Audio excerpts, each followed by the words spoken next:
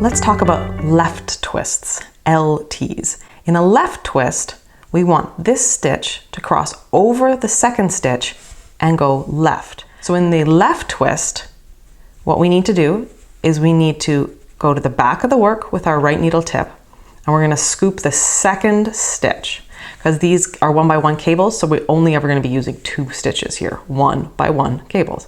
So we've grabbed it from the back.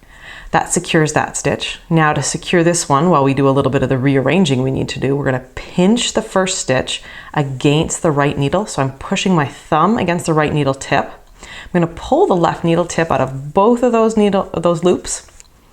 That one's floating free. Don't freak out. You're just going to put your left needle tip through it.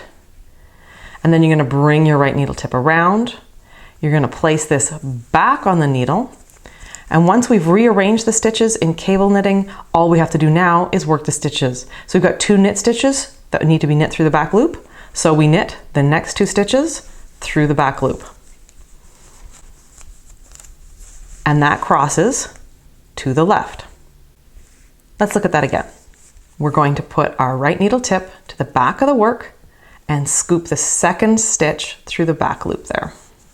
Then we push the other stitches towards the front so that we're not stretching everything, and we're going to pinch the first stitch, that base of that stitch against the right needle tip, so that when we pull it out, everything feels nice and secure. Grab that free floating loop with the left needle, and then we're going to put this back on the left needle tip. Then we knit that through the back loop, and we knit this through the back loop, and that made a left twist. Don't forget to check out the other 3 videos I have about the other common twisted stitch cable types. Learn more about me and my patterns at imaginelandscapes.com.